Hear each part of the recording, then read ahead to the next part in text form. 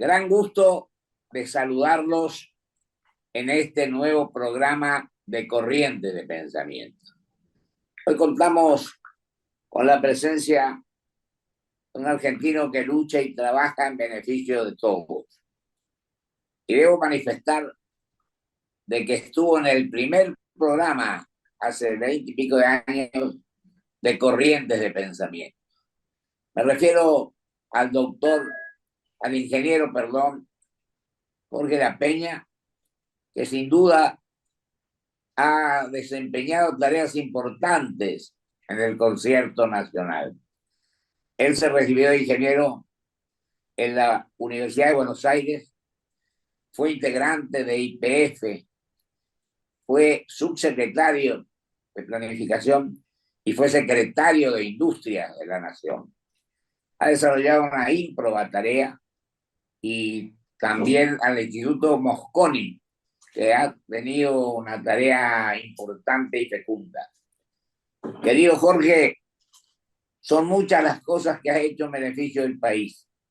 Te quiero saludar especialmente y agradecerte la oportunidad que nos brindas de aparecer hoy o estar hoy en Corriente de Pensamiento. Bueno, muchísimas gracias. Muchísimas gracias por invitarme. Somos grandes amigos de vieja data. Ya nos conocemos hace mucho tiempo. Cometiste un pequeño error, pero en un lapsus nomás, cuando dijiste que fui secretario de Industria. En realidad fui secretario de Energía. Y como tal, bueno, tuve cargos colaterales. En algún momento fui presidente de la Comisión de Energía Atómica, fui presidente de YPF también. Así que fui subsecretario de la Planificación Energética. Y bueno, eso es mis antecedentes. Y es también la temática que forjó nuestra amistad, de la cual vos has mencionado, que estuve en el primer programa de Corriente de Pensamiento ya hace más de 20 años, ¿no? Mira, Jorge, me equivoqué, dije de industria, en Sí. lugar de ser de energía. Fíjate. Yo tengo la tranquilidad de que podés desempeñar la Secretaría de Industria. Por eso, este error se puede subsanar. Así que adelante, Jorge, querido, hablemos sobre la situación del país, la situación del mundo con el tema de la guerra, hablemos del petróleo, hablemos del gas, hablemos de todo lo que vos conocés en tareas que has desempeñado en el concierto nacional. Bueno, mira, hoy hablamos un poco hablamos del petróleo. La energía está en un momento crítico porque hay una guerra declarada en una zona altamente conflictiva como es el Medio Oriente, donde conviven varias religiones, varias etnias, una región que nos tiene acostumbrados bueno, a muchos sinsabores, muchas desgracias para los pueblos que viven en este Medio Oriente.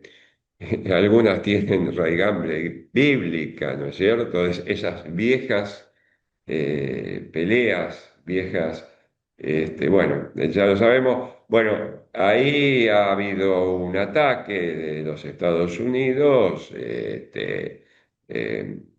acompañado por el presidente Milei. Milei ha dicho, creo que es un exceso, estamos ganando la guerra. Eh, yo no sé si él se considera un activo conductor de esa guerra o si considera la Argentina, pero no hay una declaración de guerra de la Argentina. Entonces, cuando el presidente Milei dice estamos ganando la guerra, debería aclarar si lo dice a nivel personal, si lo dice a nivel de la República Argentina y si esto compromete a nuestros ciudadanos o no. Así que en esto tenemos todavía los argentinos una ignorancia muy importante. Es un conflicto bélico donde creo que el comandante en jefe es el presidente de los Estados Unidos, es quien ha llevado la voz cantante. Y bueno. el presidente de los Estados Unidos ha dicho que iba a ser una guerra corta, lo cual habló de 3, 4 días, en el momento que se lanzó la guerra. Bueno, ya la guerra está llevando 20 días, no sabemos cuándo termina, y hay antecedentes mundiales de guerras que se pensaron como cortas, como instantáneas, y terminaron en tragedias enormes de larguísima duración.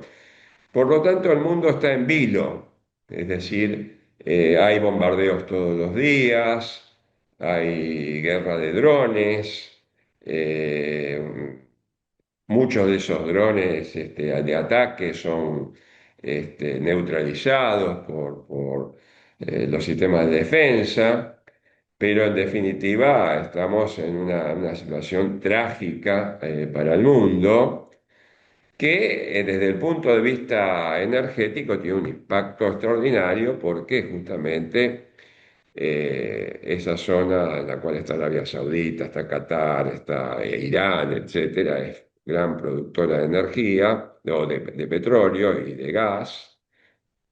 Y bueno, el derivado, digamos, de la guerra ha sido digamos, la clausura del estrecho de Hormuz, que es el punto geográfico del Golfo Pérsico por el cual pasa prácticamente un cuarto de la producción mundial de petróleo.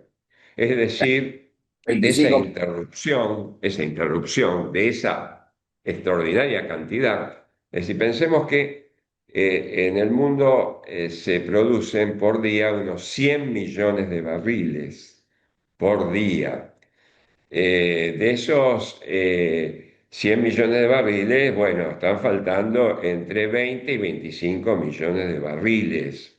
Es decir, al mundo le falta esa cantidad de petróleo y ese hecho, esa escasez desde el inicio de la guerra, ha hecho que se incrementen todos los precios del petróleo y del gas en el mundo.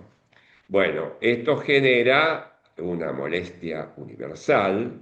Todos los Claro. países, si uno habla de España, ahora Italia o Estados Unidos, están teniendo una suba de precios. Eso se ve en los surtidores. Ya sabemos que a la gente no le gustan los incrementos de precios de la energía y eso va a tener un costo para todos los países y sobre todo un costo, yo creo, para el presidente Trump, ¿no es cierto? Que es el que figura o el que ejerce ese rol de comandante en jefe a pesar de que no es o no tiene la formación del presidente Eisenhower, por ejemplo, Jorge, ¿no? De un Jorge, militar de carrera. ayer se decía que bajó el petróleo. Después, más tarde se dijo que volvió a subir. ¿Cómo influye para vos directamente en nuestro país, que lógicamente tiene una influencia muy grande, pero no sé si nosotros respetamos cuál es el costo real a efecto de que la gente, los que van a utilizar ese problema, tengan de alguna manera con la realidad de los acontecimientos y de los precios?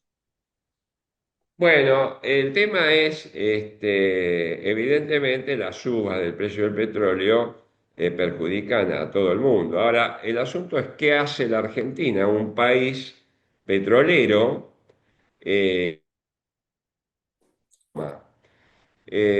yo creo que a nivel de costos internos de producción, en la Argentina no han aumentado los costos internos en estos días de guerra.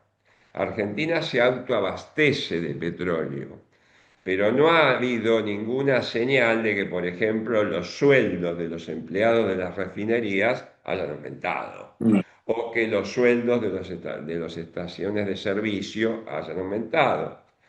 Sin embargo, se verifica que en los 15 días, digamos, que van entre el 25 de febrero y llamémosle el 15 de marzo, ha habido importantes subas en nuestros surtidores.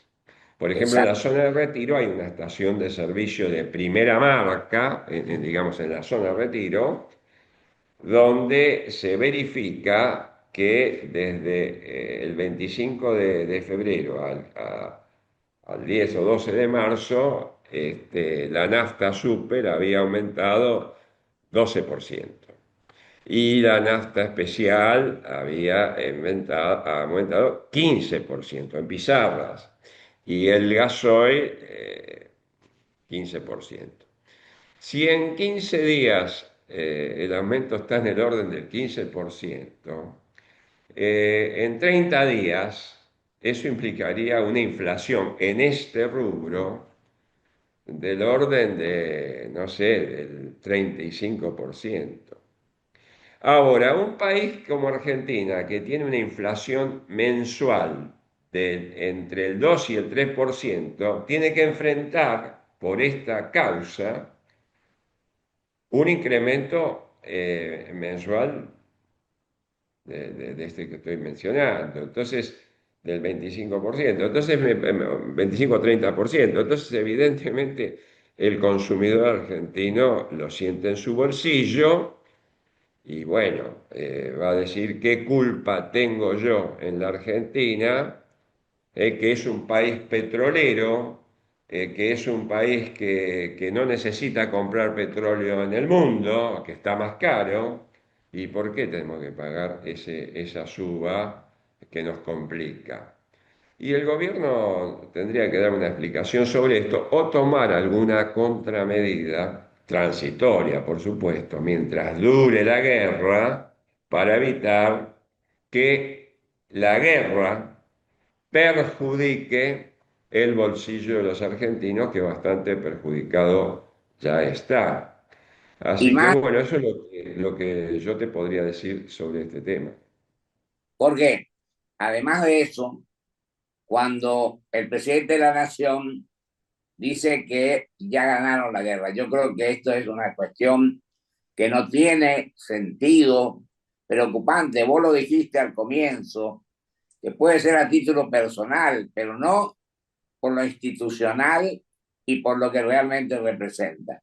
Pero además, estamos viendo ahora que hablamos del precio, estamos viendo la realidad en cuanto al ser humano, porque lo que más preocupa a la gente en este momento, de acuerdo a las encuestas, es el desempleo y, y también, ¿por qué no decirlo?, la corrupción. Creo que esto es fundamental señalarlo porque es un aspecto fundamental para los 46 millones de compatriotas.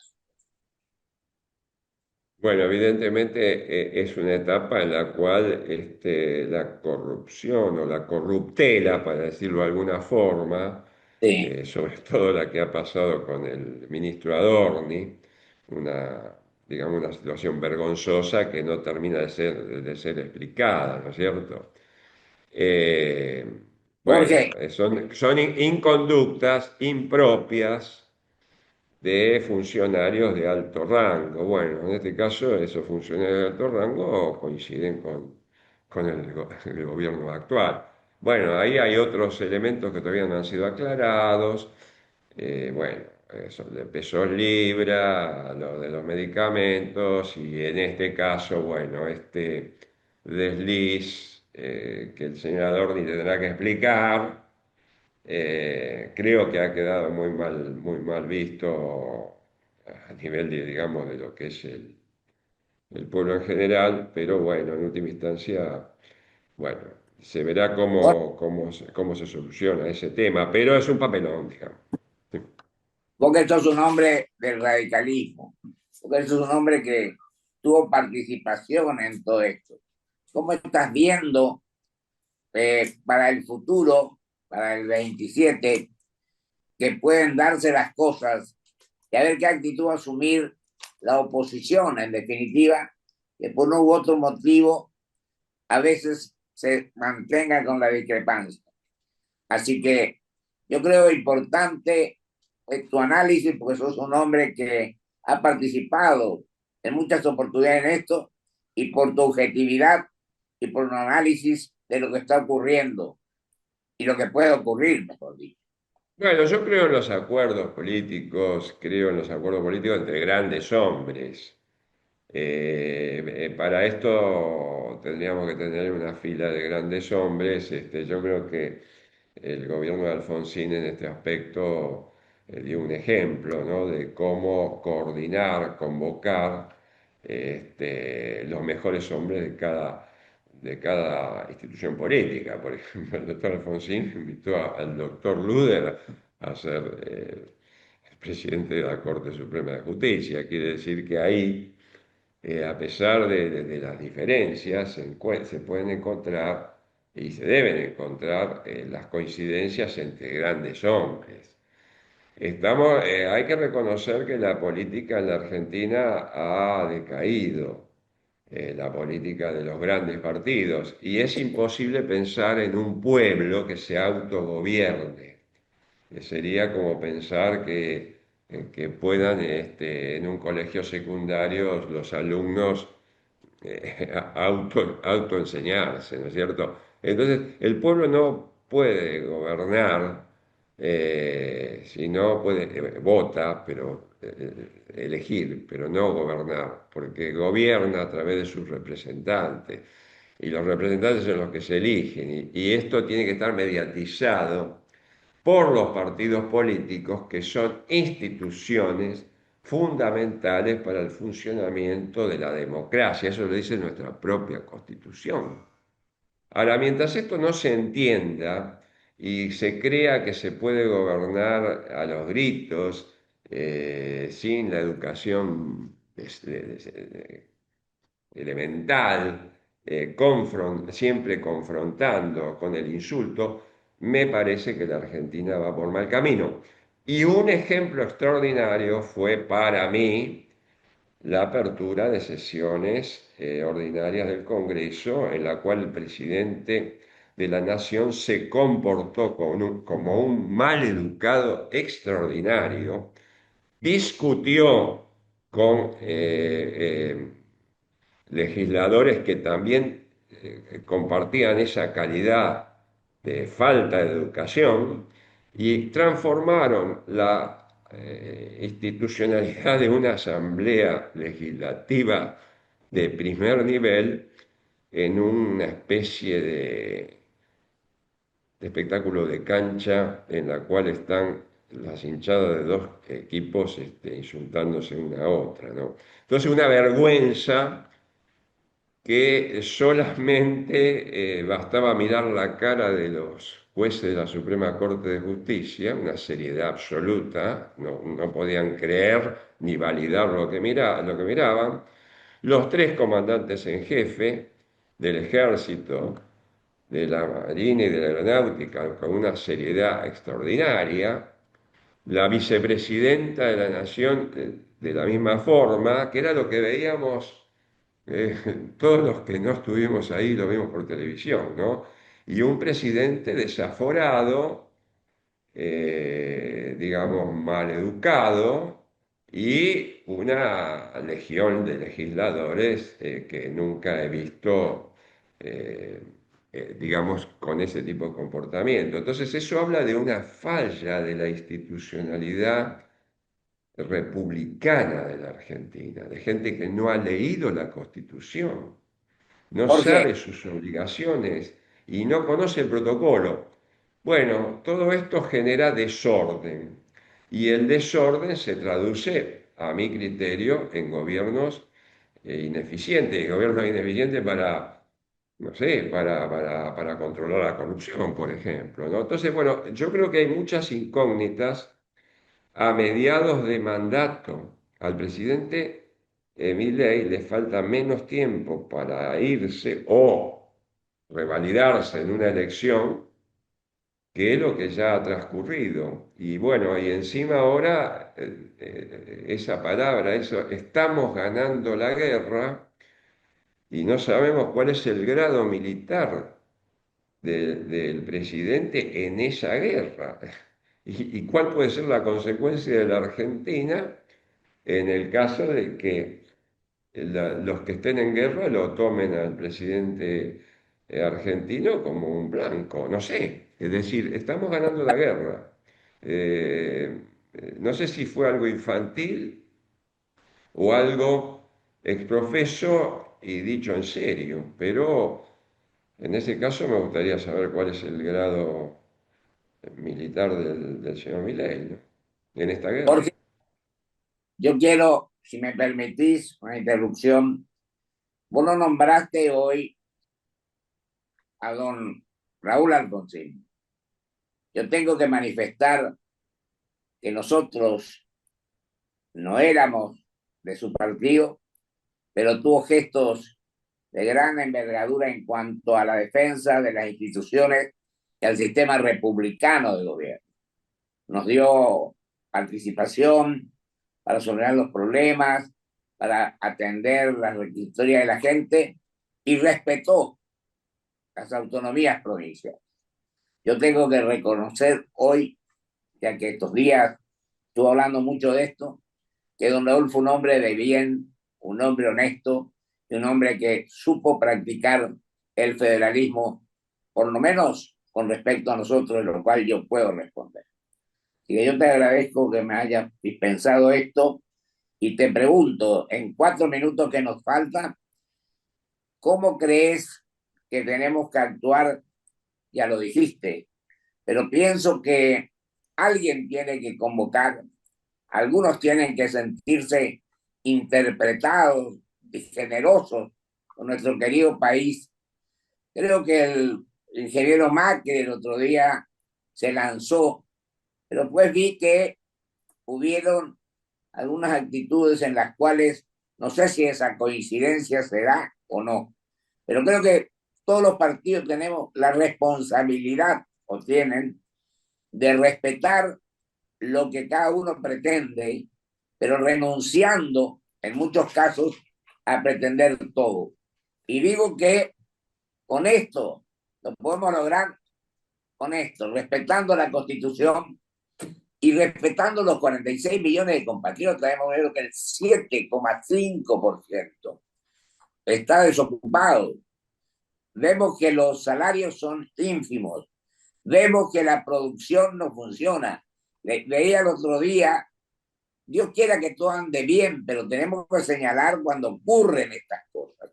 Vi que las pymes, por ejemplo, el otro día plantearon la posibilidad de una manifestación incluso, porque son las que buscan a gente para darles trabajo, son los que más aportan en este sentido, contra la desocupación. Así que tenés, Jorge, para despedirte con respecto a este tema, que te quedan 3 minutos. Bueno, mira, sin partidos políticos de alta calidad, ¿eh? De alta calidad y de elevado pensamiento, la Argentina no puede arreglar su problema político. Sin industria competitiva, la Argentina no puede arreglar su economía. Tenemos extraordinarias posibilidades que hay que desarrollar dentro de lo que sería un plan de desarrollo, nacional de desarrollo, que hay que mirarlo a 5, 10, 15 años. ¿Qué queremos hacer los argentinos? En este aspecto, tanto Arturo Frondizi como Arturo Ilia miraron o intentaron mirar a la Argentina con la visión del desarrollo. Bueno, esto no existe. Yo creo que preguntarle a Milei cuál es la industria del mañana, a Milei o a cualquiera, a Dorni, a cualquiera que uno le diga de personal de alto rango, cuál es la industria del mañana, no hay ninguna contestación. El extraordinario crecimiento de China, que se sitúa como la primera potencia industrial del mundo, nos muestra que en muy pocos años, ¿eh? Porque la China no es la China de Mao Zedong. Mao Zedong es un ex líder. La China es la China del presidente Xi Jinping. Entonces, la Argentina debería entender que si hay buenos planes y hay cerebro y hay honestidad y hay capacidad técnica, podría tener un rol muy superior y una performance económica muy superior de la que hoy tiene. Nosotros estamos en un periodo donde las fábricas se cierran, lo cual nos produce un dolor enorme. ¿eh? Y vemos un gobierno que no le importa, porque piensa nada más que en la destrucción creativa, lo que cree que es la destrucción creativa de lo que no funciona y el reemplazo por lo que funciona.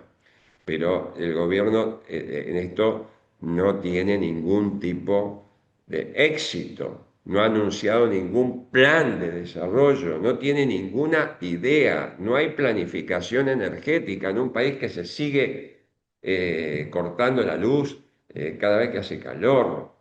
Y entonces, bueno, la Argentina tiene muchas asignaturas pendientes, pero también tiene muchas posibilidades. Tenemos el mejor campo del mundo. Tenemos las mejores vacas lecheras del mundo, pero se funde, por ejemplo, los tamberos y se cierran las fábricas de leche. Entonces, ¿cuál es el problema? Hay problemas a resolver en todos y cada uno de los sectores. No es solo el problema de FATE, es el problema de la industria argentina. Y Perfecto. creo que el presidente no da el ejemplo de querer tener un plan de desarrollo. No, no pasa por su cabeza esto.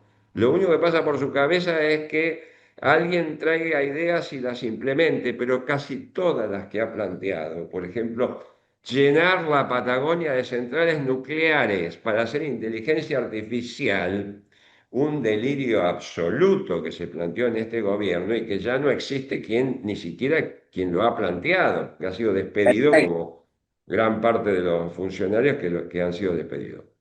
Jorge, se nos va el tiempo porque cosa es lo tirano que es el tiempo. Más que algunos presidentes incluso. Un abrazo grande, mi viejo. Bueno, un saludo muy especial, muchas gracias por haberme invitado y estoy muy contento de haber estado en tu programa. Yo te mando un abrazo y te agradezco mucho. Fuerza y a seguir buscando la solución para la gente. Gracias, ingeniero La Peña, y hasta el próximo programa, si Dios quiere.